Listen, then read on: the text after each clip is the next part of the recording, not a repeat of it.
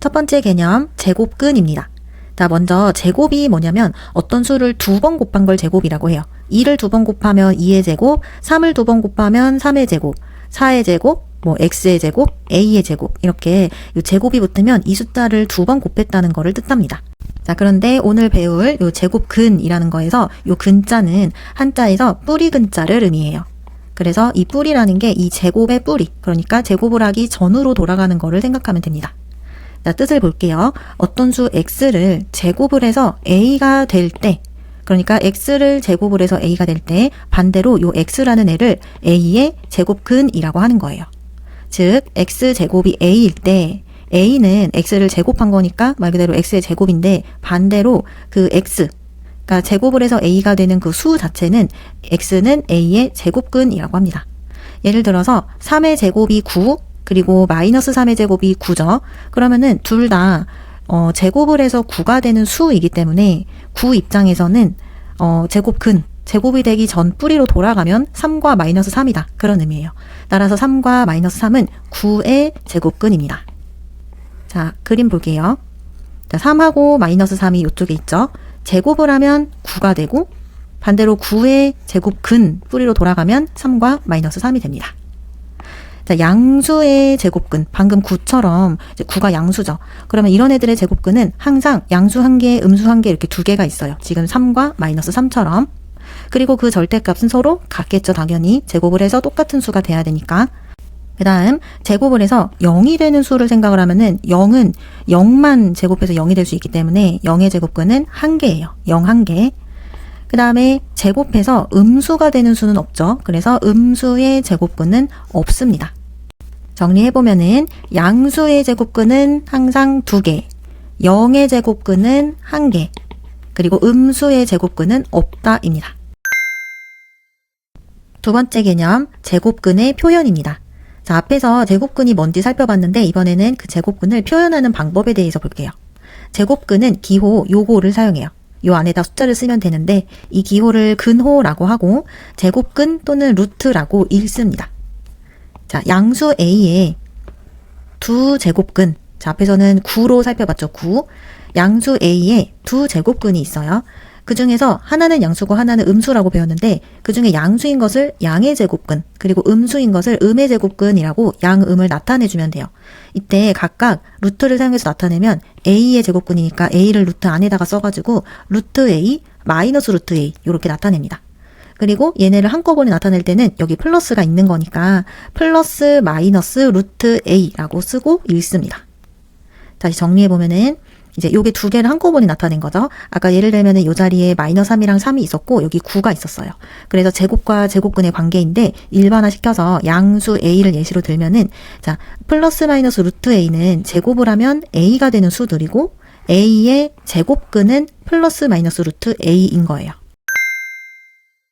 세 번째 개념, 제곱근의 성질입니다. 자, 앞에서 제곱근이 뭔지 그리고 제곱근의 표현 방법에 대해서 알아봤죠. 이번에는 제곱근의 성질에 대해서 알아볼게요. 자, A가 0보다 클 때, 자, 양수에 대해서 루트 A랑 마이너스 루트 A가 A의 제곱근이라는 걸 배웠죠. 2개가 다. 자, 그러면은 제곱근이기 때문에 반대로 다시 제곱을 하면은 A가 돼야 되겠죠. 그래서 루트 A의 제곱은 A, 마이너스 루트 A의 제곱은 A입니다. 자, 예시를 보면은 루트 5의 제곱은 5, 그리고 마이너스 루트 7의 제곱은 7입니다. 요게 바로 제곱근의 첫 번째 성질입니다. 그 다음 성질 볼게요. 자, 이번에도 양수 A에 대해서, 자, A 제곱에 대해 생각을 해볼게요. A 제곱에 양의 제곱근. 그러면 이제 뭘 제곱해서 A 제곱이 되냐 이거니까 얘 양의 제곱근은 A가 되겠죠. 제곱을 하면 A 제곱일 테니까. 따라서 A 제곱의 제곱근을 생각을 해보면 이런 식을 쓸 수가 있어요. 루트 안에 제곱이 들어가 있는 형태. 루트를 벗었죠. 그 다음에 마이너스 A의 제곱도 A 제곱이기 때문에 요게 성립하면은 요 안에다가 A 대신에 마이너스 A를 넣어서 제곱을 해도 A가 되겠죠. 즉, 근호 안의 수가 어떤 수의 제곱의 형태다.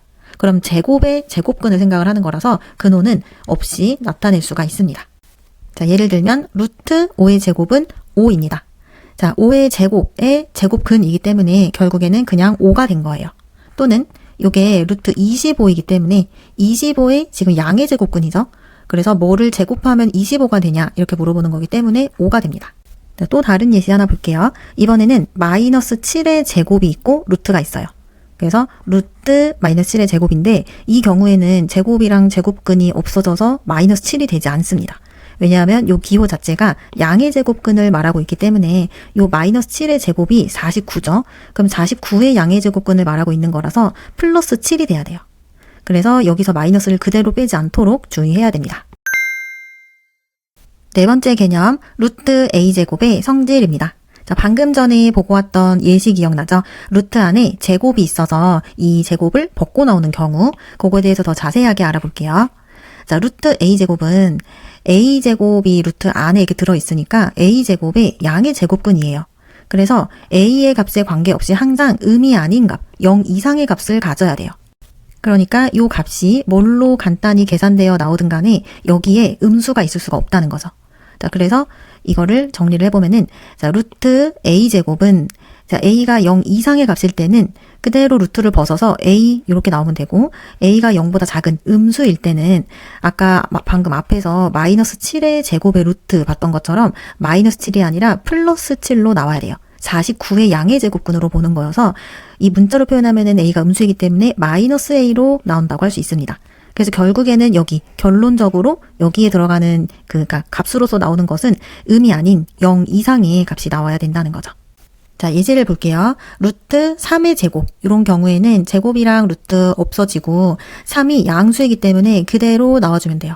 그런데 두 번째 예시처럼 마이너스 3의 제곱이 있고 루트가 있다? 그러면 제곱이랑 루트를 없애도 이 마이너스 3이 음수이기 때문에 부호를 반대로 해서 꼭 양수로 빼줘야 됩니다. 둘 다 9의 양의 제곱근을 뜻하고 있는 거예요. 그래서 정리하면 양수면 부호 그대로, 음수면 부호 반대로 제곱과 루트를 없애주면 됩니다. 다섯 번째 개념, 근호 안에 제곱인 수입니다. 자, 앞에서 루트 안에 a제곱인 거 보고 왔어요.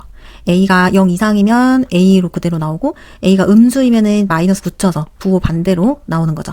어쨌든 간에 제곱의 형태는 루트를 벗을 수가 있는 거예요. 자, 여기서는 특별히 근호 안에 있는 수가 어떤 자연수의 제곱인 경우에 대해서 알아볼게요. 자, 자연수의 제곱이면은 이제 양수에 속하죠.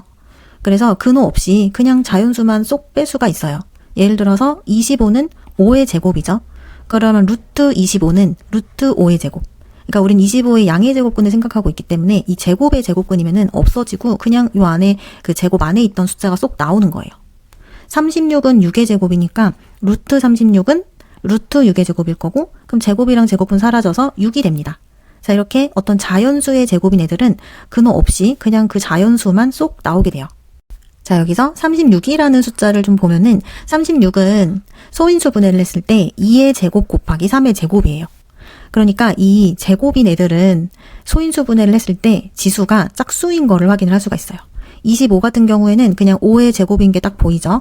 그다음에 36은 6의 제곱인데 이제 6은 소인수 분해가 덜 된 거니까 얘를 더 완벽하게 해보면은 어쨌든 지수가 모두 짝수가 된다는 거예요. 그래서 근호 안에 있는 수를 소인수 분해했을 때 소인수의 지수가 모두 짝수이면은 이 어떤 자연수 제곱인 수라는 거니까 무조건 근호를 없앨 수가 있다는 얘기입니다. 따라서 자연수 제곱은 루트를 쓰면 그냥 자연수가 됩니다. 여섯 번째 개념, 제곱근의 대소관계입니다. 제곱근도 크기를 비교할 수 있어야 되겠죠? 어떤 제곱근이 더 큰지 작은지 비교하는 방법에 대해서 알아볼게요. 자, 일단 우리는 정사각형의 넓이를 활용을 할 거예요. 그림을 먼저 보면은 넓이 A짜리 정사각형이 있고 넓이 B짜리 정사각형이 있어요. 그림이 지금 오른쪽이 크죠? 넓이가 지금 B가 A보다 더 크다 이런 상황이에요. 이때 얘네의 한 변의 길이를 구함으로써 우리가 제곱근의 대소관계를 따져볼 수가 있습니다. 내용을 보면은 넓이가 A인 정사각형에 한 변의 길이를 X라고 한다면 정사각형 넓이는 한 변의 길이의 제곱이니까 X제곱은 A다 라는 식이 성립하죠. 여기에서 이제 X를 구하면 되는 거예요. 제곱근 앞에서 배웠으니까 X제곱이 A면은 X는 A의 제곱근으로서 플러스 마이너스 루트 A 이렇게 두 개 존재해요. 그런데 이제 우리가 구하는 X는 한 변의 길이니까 양수여야 돼서 X는 플러스 루트 A가 됩니다. 그러니까 넓이가 A인 정사각형의 한 변의 길이는 루트를 씌워가지고 루트 A가 되는 거죠. 같은 방법으로 넓이가 B다. 그러면 그 정사각형의 한 변의 길이는 루트 B가 됩니다. 자, 그런데 우리가 밑에서 그 넓이가 B인 정사각형이 더 크다는 거를 보고 왔죠. 그러면 얘네가 이 그림상 한 변의 길이랑 루트 A랑 루트 B인 거를 표시를 해보면은 당연히 루트 B가 루트 A보다 크다는 것을 알 수가 있어요. 그래서 정리해보면은 정사각형의 넓이가 넓을수록 한 변의 길이도 당연히 더 길기 때문에 A랑 B랑 이런 대소 관계면, 그러니까 B가 더 크다면 루트 B가 루트 A보다 크다는 거예요. 그러니까 루트 안의 거를 비교해서 큰 수가 더 크다는 거죠. 마찬가지로 정사각형의 한 변의 길이가 길수록 그 넓이도 더 크기 때문에 반대로 얘기하는 거죠. 그래서 루트 A보다 루트 B가 더 크면 B가 A보다 큽니다. 즉 근호 안의 수가 더 클수록 실제 값이 더 큰 값이라고 할 수 있습니다. 7번째 개념, 무리수입니다. 자, 1, 2학년 때 우리 유리수에 대해서 많이 다뤘었죠. 자, 유리수 먼저 복습을 해보면은 유리수는 분수 B분의 A꼴로 나타낼 수 있는 수예요. 이때 A, B는 정수입니다. 그래서 정수분의 정수, 분모는 이제 0이 아니란 조건이 있고 정수의 B로 이렇게 표현될 수 있는 수를 우리가 유리수라고 했고, 지금까지는 이제 유리수가 가장 큰 수의 범위였어요. 유리수 안에 정수가 있고 정수가 아닌 유리수가 있고 또 정수 안에 자연수가 있고 양의 정수죠. 그리고 0이 있고 음의 정수가 있고 이런 식으로 이걸 다 담고 있는 게 유리수였어요. 그리고 유리수는 이제 분수이다 보니까 소수로 바꿀 수가 있는데 그 소수로 바뀔 때 유한소수 또는 순한소수로 무조건 나타내져요. 그래서 뒤에서 이제 소수의 분류를 더 자세하게 보겠지만 이제 소수가 유한, 무한 이렇게 있을 때 이 무한소수가 순한하냐 또는 순환하지 않냐 이렇게 나눴었는데 이 순환하는 거랑 그 다음에 아예 그냥 유한인 거랑 요렇게만 우리가 유리수라고 배웠었어요. 그래서 요 부분이 남았었죠. 순환하지 않는 어떤 무한소수, 끝없이 펼쳐지는데 규칙이 없는 거, 바로 이것을 무리수라고 해요. 그래서 여기까지가 이제 유리수니까 유리수가 아닌 요 남은 부분, 그때 남아있었던 그 부분을 이 무리수라고 합니다. 그래서 무리수는, 즉 무리수는 유한소수 또는 순환소수로 나타내어지지 않는 무한소수인 거예요. 순환하지 않는 무한소수입니다. 예를 들면은 루트 2, 우리 이제 제곱근 배웠죠. 루트 2. 얘는 제곱을 하면 2가 되는 수예요. 얘의 대략값을 구해보니까 1.41421 땡땡땡 끝없이 펼쳐지는데 순환하거나 유한소수가 아닌 거죠. 그리고 파이, 이거 원주율이죠. 원주율 3.141592 땡땡땡 이거 규칙 없이 계속돼요. 그래서 이런 애들을 우리가 순환하지 않는 무한소수, 얘네를 우리가 무리수라고 하는 거예요. 8번째 개념, 소수의 분류입니다. 자, 앞에서 무리수 얘기하면서 소수의 분류 잠깐 봤었죠. 다시 한번 정리를 해볼게요. 자, 소수는 소수점 아래에 0이 아닌 숫자가 유한번 나타나는지 무한번 나타나는지에 따라 유한소수와 무한소수로 나뉩니다.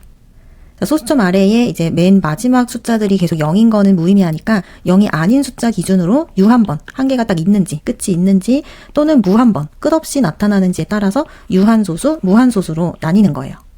그리고 이 끝없는 소수, 끝이 없는 이 무한소수는 소수점 아래에 똑같은 숫자 배열, 요게 반복되는지 반복되지 않는지에 따라서 순환소수랑 순환소수가 아닌 무한소수로 나뉘어집니다.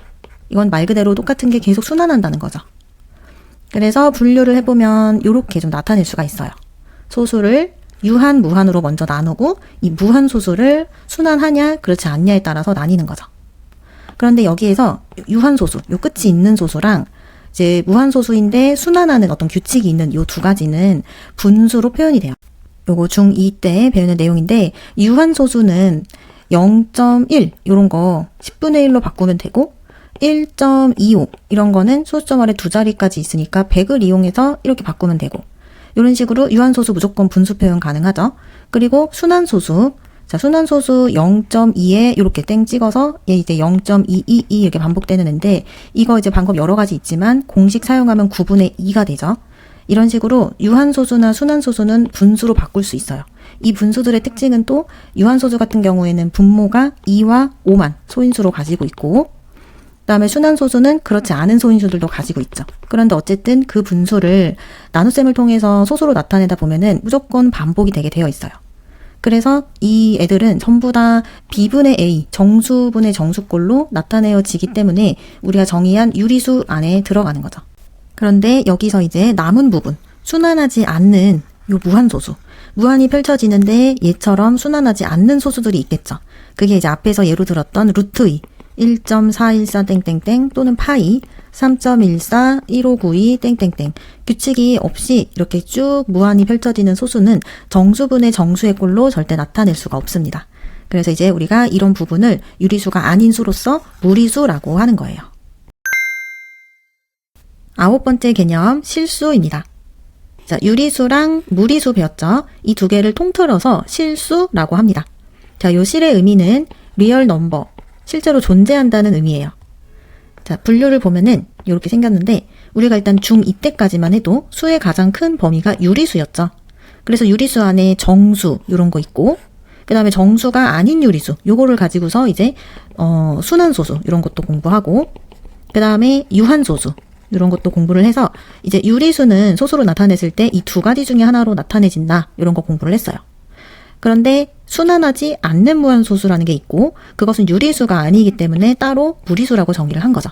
루트 2, 마이너스 루트 5, 파이 뭐 이런 숫자들. 그래서 이제 요 무리수까지 확장을 시켜서 이 두 개를 통틀어서 이런 수의 범위를 실수라고 하는 거예요. 그래서 중3에서 가장 큰 수의 범위는 이제 실수입니다. 10번째 개념 수직선 위의 무리수입니다. 자, 수직선 위에 유리수를 나타내는 걸 생각을 해볼게요. 자, 유리수는 일단 분수죠.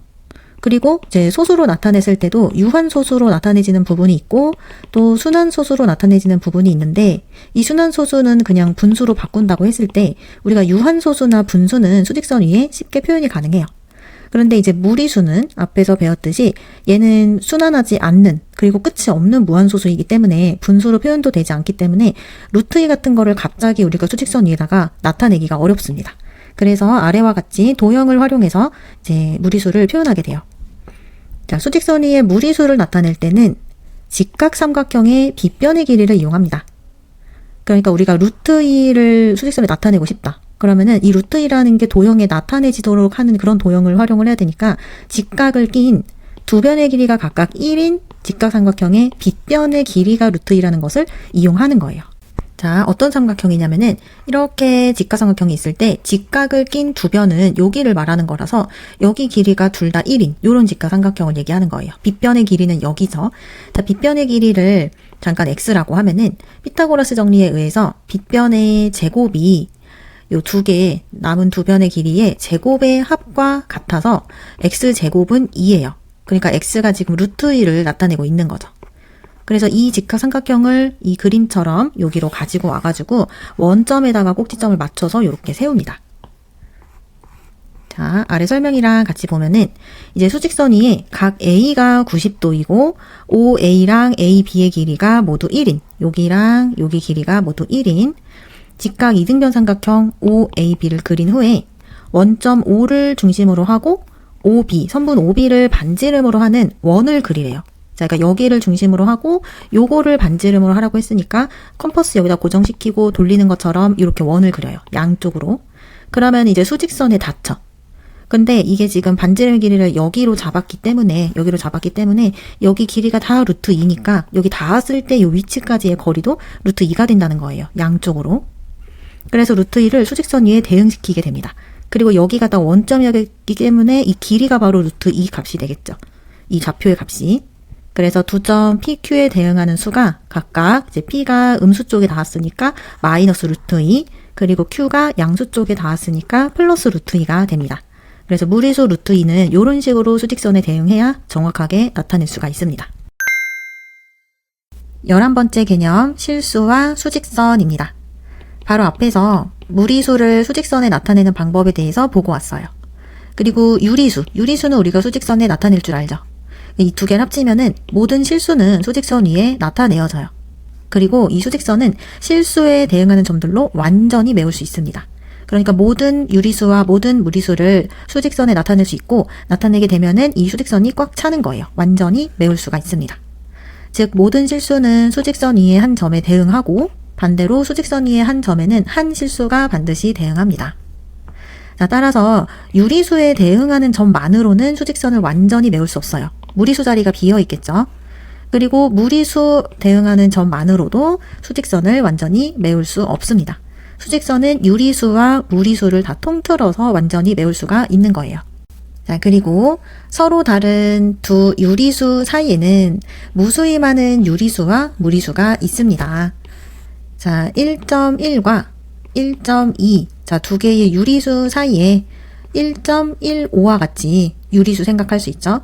그런데 1.1과 1.15 사이에도 얼마든지 다른 유리수를 생각을 할 수가 있어요. 요런 거.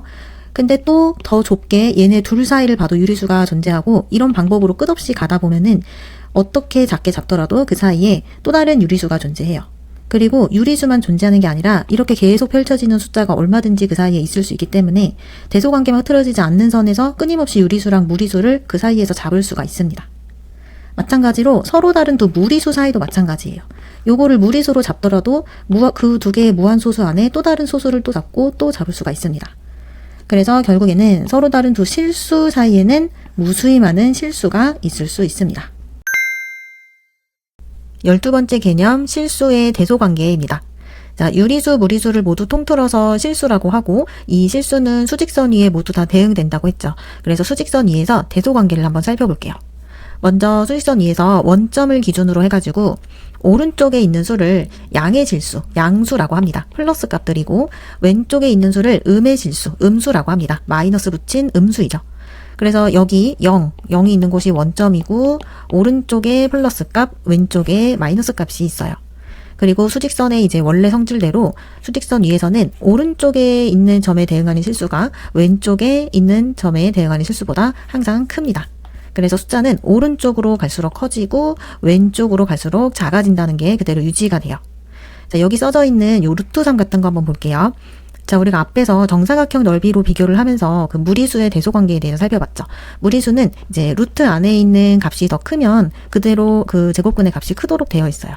그래서 우리가 루트 3 같은 게 이제 1이랑 2랑 비교를 해보면은 1은 루트 1과 같고 2는 루트 4와 같죠.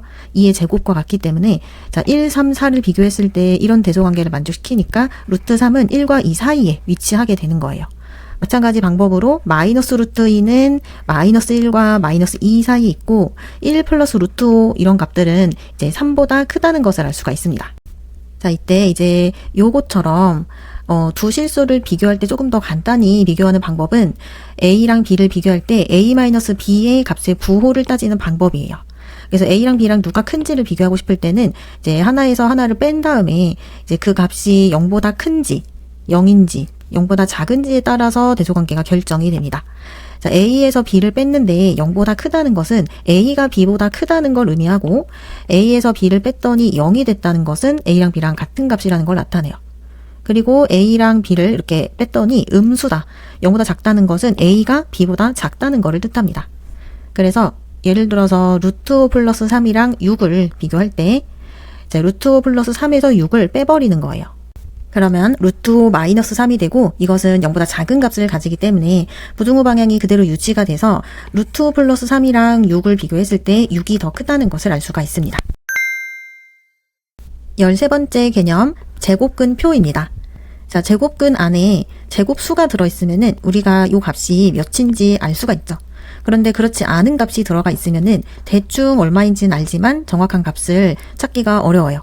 그래서 제곱근표라고 해서 미리 만들어진 제곱근표를 가지고서 제곱근의 값을 알 수가 있습니다. 자, 범위가 1.00부터 99.9까지의 수예요. 자, 이 수에 대한 양의 제곱근, 루트 값을 소수점 아래 넷째 자리에서 반올림해서 셋째 자리까지 나타낸 표를 제곱근표라고 합니다. 자, 제곱근표는 아래와 같이 생겼고, 보통 책의 맨 뒷장에 제곱근표가 있어요. 그럼 거기서 이제 내가 찾고 싶은 루트 값 요 안에 있는 숫자를 찾아가지고 값을 읽어주면 됩니다. 자, 읽는 방법은 내가 찾고 싶은 요 루트 안의 값을 기준으로 처음 두 자리수랑 끝자리수를 나눠서 여기서 찾아주면 돼요. 여기에서 처음 두 자리수를 찾고 그 가로줄을 보고, 그다음에 끝자리수를 여서 찾아서 세로줄을 봐가지고 겹치는 부분 있죠. 여기를 읽으면은 제곱근의 값을 알 수가 있습니다. 자, 예시에서는 루트 3.12의 값을 찾고 있죠. 그러면은 3.1과 그 다음에 2를 각각 여기서 찾는 거예요. 3.1, 그 다음에 여기서 2, 만나는 부분에 해당하는 값이 1.766이죠. 그래서 루트 3.12를 제곱근표에서 찾으면 1.766이 됩니다. 14번째 개념, 무리수의 정수 부분과 소수 부분입니다. 자, 무리수는 순환하지 않는 무한소수죠. 자, 얘는 정수 부분이랑 소수 부분으로 좀 나눠볼 수가 있어요. 자, 이때 소수 부분은 0과 1 사이의 수라는 조건이 필요합니다. 자, 예를 들어서 루트 3의 정수 부분과 소수 부분을 찾아볼게요. 자, 루트 3은 아까 수직선에서도 봤지만 루트 1보다 크고 루트 4보다 작기 때문에 이 제곱수를 이용을 하면은 1과 2 사이에 있는 수라는 걸 알 수가 있어요. 그러니까 1점 얼마의 수기 때문에 얘 정수 부분은 1입니다. 자, 그리고 이제 대략값을 제곱근표 같은 데서 보면은 1.732 이렇게 나와 있어요. 그래서 이 정수 부분 1을 이 얘한테서 빼게 되면은 나머지 부분이 소수 부분이 됩니다. 그래서 1 빼면은 0.732 땡땡땡 되어 있죠. 그런데 이거는 우리가 이 뒷부분을 알 수 없는 소수의 형태이기 때문에 좀 정확한 값으로 나타내려면은 그냥 루트 3 빼기 1, 루트 3에서 정수 부분인 1을 뺀 루트 3 빼기 1 요렇게 소수 부분을 표현을 할 수가 있어요. 그래서 루트 3의 정수 부분과 소수 부분을 나타낼 때는 정수 부분은 1, 그리고 소수 부분은 루트 3에서 빼기 1 이렇게 표현합니다.